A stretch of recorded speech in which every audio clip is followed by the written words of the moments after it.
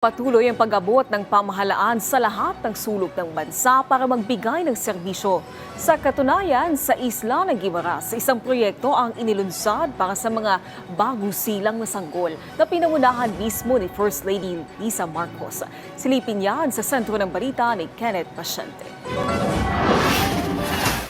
4 na buwan ng buntis si Mary Joy sa pangalawa niyang anak. Pero dahil sa hirap ng buhay, aminado siyang hamon para sa kanya ang gastos para sa kanyang pangangailangan sa pagdadalang tao.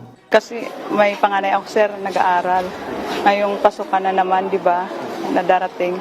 Siyempre, mag-enroll naman siya. Kailangan ng mga uniform, mga gamit, mga ganun sa school. Tapos sa loob ng bahay, sir, mga pagkain namin, mga bigas.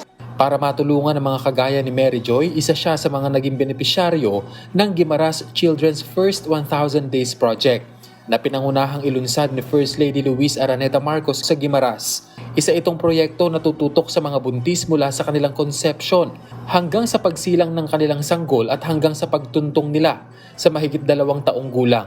What is the food that should be taken by the mother, the mandatory vaccination if needed, the food supplements like vitamins and other minerals during the 9 months of pregnancy, and after birth, as I already said, breastfeeding, and then transition to solid food. Titiyakin sa ilalim ng programa na lalaking malusog ang mga ito at maiwasan ang stunting o pagkabansot, gayon din ang pagiging underdeveloped ng utak ng mga bata.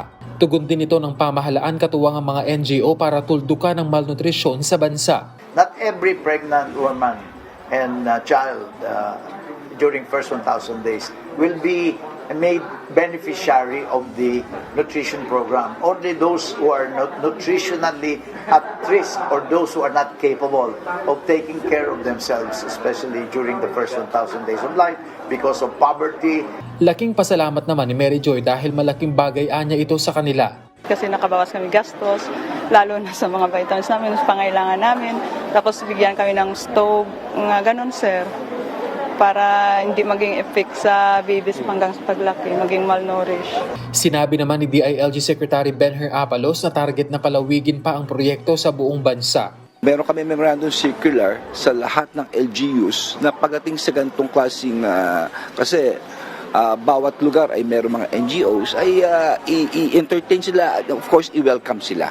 Nasa 34 na nagdadalang tao mula Guimaras ang napabilang sa proyekto at target na matulungan nito ang nasa 500,000 na pregnant women sa bansa. Kamakailan ang aprobahan ni Pangulong Ferdinand R. Marcos Jr. ang pagpapalawig pa ng Pantawid Pamilya Pilipino Program for Peace kung saan mapapabilang na ang mga nagdadalang tao gayon din ang lactating women para matiyak ang kalusugan ng mga bata sa kanilang unang 1,000 araw. Kenneth Pasyente para sa Pambansang TV sa Bagong Pilipinas.